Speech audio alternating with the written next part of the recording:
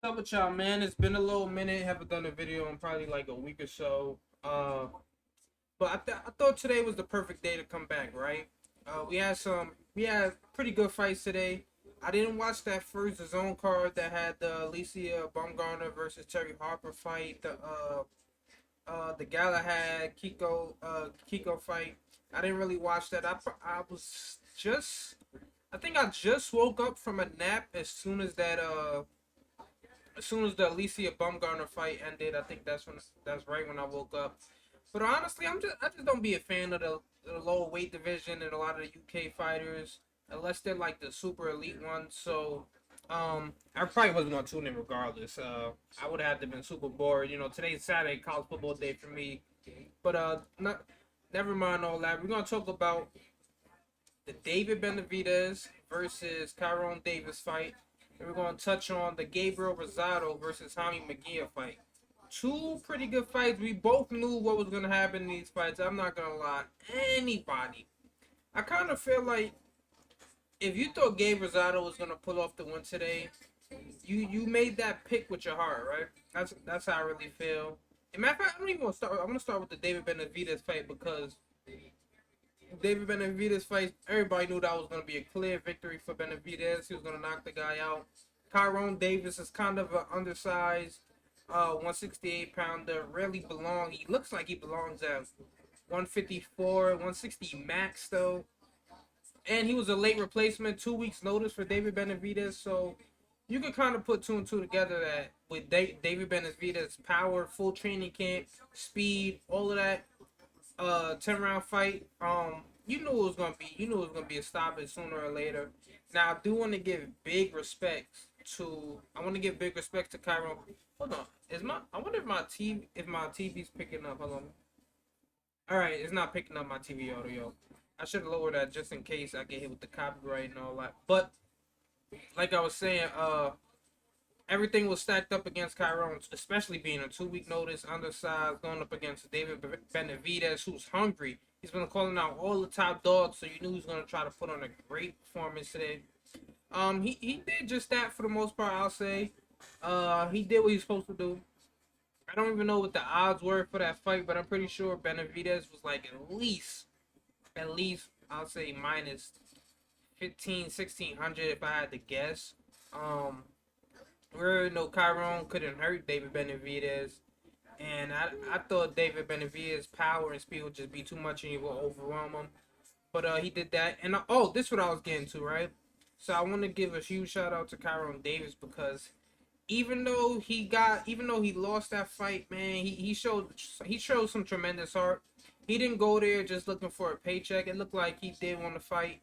Um, there were points in times in that fight where he kind of looked to survive, but for the most part, he kind of yeah, he boxed a little bit earlier, but he still returned fire a lot of times, and I didn't think he would do that. I really thought he'd just be in there, survive, get the check. But if you watch this fight versus Anthony Durrell, that'll show you a lot different. He shows he has some heart. He arguably beat Anthony Durrell, who just called probably one of the best knockouts of the year. But like I said, I just want to shout out to him. His corner did the right thing by throwing in a towel. He was looking like he was gonna get stopped soon. But I do want to say, huge coincidence. The Vegas line was at 7.5 total rounds, and the fight gets stopped in the seventh. So, little fishy, but not that's neither here nor there. There's not too much to talk about. He did call out. He did taunt Charlo a little bit. He said he wants he since Charlo's being a pussy, quote unquote, he wants Canelo, and he wants the WBC to push for that fight to make it happen. So, the way he's looking, let me see. I can have boxing scene pulled up right here. Look at the rankings. I want to see where he's at. So David Benavidez is number one in the WBC still for super middleweight 168 for Canelo's belt. So we don't know. I can't see the mandatory being called anytime soon because what date did? Let me see. What date did Canelo fight Yildirim? Because that was pretty much the mandatory, right? Oh, Alvarez, boxer. Let's take a look. See, Canelo for Yildirim. Oh, actually, that's not too far because usually they say your mandatories take about a year or so to get called. So, um, that fight happened February 27th, and Canelo's looking to fight. I think he said in May. So that fight can definitely be set up. That would be a huge fight if it happens. I know Canelo once said he wasn't gonna be fighting any Mexicans, but man, that sounds like some thug shit to say. Honestly, bro, you cannot say you're not gonna fight top composition just because they're Mexican. Now I think he'll probably renege on that. That's a big money fight. Showtime just gave him 40 million to fight Caleb Plant. He did have a belt and it was for undisputed. I don't know if they'll probably give him 40 million, but I could still see him.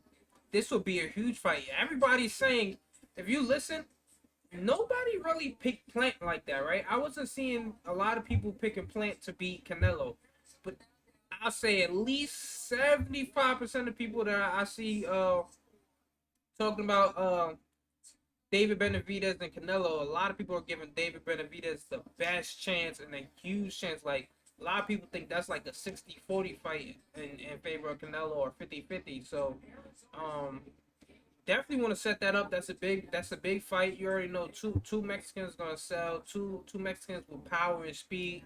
That will probably be a war, honestly. We know David Benavidez fighting style. He's a come forward fighter. Those combinations. He loves throwing punches and bunches. He has the fast hands. He is a little bit flat footed, but he does get the job done. He does have the speed and power to break people down. And he usually does that. And if you guys look at a lot of David Benavidez fights, it's not really that he's getting one punch KOs. Like he's not really just dropping people one punch. It's that it's accumulation of punches, and it just wears you down. And he's just gonna keep coming forward the whole fight. He has a pretty good chin, so I would love that matchup for Canelo and Benavidez. Set that up. That'll probably be another big pay per view event for Showtime if they can afford it, or maybe the Zone. But let's see how that goes. But the second fight I want to talk about now, right? Gabriel Rosado versus Jaime Munguia. Now, me personally, I bet money on this fight. I knew that this fight was likely gonna go. I thought either he would get a late stoppage or I thought you get a late stoppage or go to UD. But the money I put oh my god, the money I bet on this fight was for the rounds to go over 9.5. So that means they have to complete 10 total rounds, get to the 11th round. And that was probably my favorite bet of the day, that cash. Gabriel Rosado showed a lot of heart. He showed the chin. Jaime Munguia showed another level to his game. He's just getting better and better. He still got touched up a bit. Gabriel Rosado definitely hurt him. I'm not gonna say fully hurt him, but he stunned him at least. I say 3 times. I know one in the fourth round. He caught him with a left hook to the body. Munguia scrunched up, ran up against the ropes. He weathered the storm. Maybe he came. Rosado went on a little onslaught for like 10, 15 seconds. But right after those 15 seconds, Munguia came right back and closed the round pretty good. So showed he can take a punch. Showed he has the resiliency.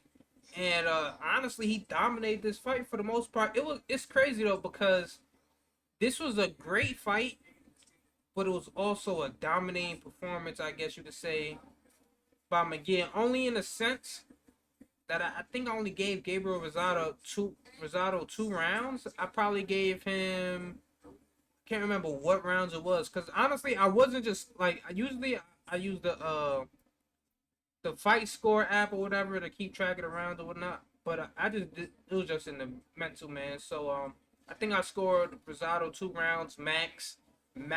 That's what I'm saying, max. And even those 2 rounds that he won, those were swing rounds per se. So Rosado had a great performance. I did think he got touched a little bit too much, but he showed the granite chin because, like I said, he got hurt one time to the body, and I think there was like 2 other times where I think Rosado stunned him with like I think one was a left hook upstairs, and I think another one was like a right. Can't remember if it was a right hook or a straight right hand that he landed.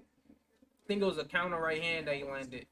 Um, he also missed a few punches that you could tell he was trying to time Munguia up perfectly. Like if he landed those, he might have stopped the show.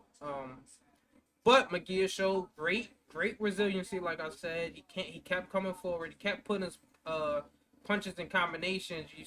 Even though he got touched a little bit, I feel like his defense wasn't too bad in the sense that a lot of the shots he kind of rolled with too, right? So even the shots that a lot of people thought were like devastating blows from Rosado, he kind of rolled with those like those they were landing like at this type of this was the type of impact. It was like if he's turning his head already, but it's still landing, just wasn't landing completely flush. But it was a great fight all in all. Honestly, what I'm getting mad at, right? This is what I like about the zone. They push for the stupidest fights. Like right after Munguia wins, why are we pushing for him to fight Triple G, knowing damn well that's not gonna happen, right? Triple G has a fight New Year's um against Ryota Marola, whatever how do you say his goddamn name. He's a decent he's a Ryota Murata, excuse me, I said Marola, whatever. He's a decent opponent, but it's not nobody really want to see. The fights we're looking for, we want to see Triple G unify versus Andrade, Boo Boo, or we want to see him versus Jamal Charlo. And the fights that he's looking for, he's trying to get the safe but decent money fights till he gets that big fight with Canelo. And honestly, I don't know if that's ever gonna happen, right? Only way he's getting that Canelo fight, he definitely has to go up to 168. And I just don't think I heard Canelo say he's closed the chapter on that fight. Like he doesn't really care to fight Triple G. It really doesn't do anything for him. And at this point in time, he's gonna stop Triple G. And I just don't like the fight, right? But I want to get back to what I was saying about Jaime Munguia and who they need to set him up with. They need to set Jaime Munguia up with Boo Boo, man. This is the fight they need to make. Both fighters are on the zone.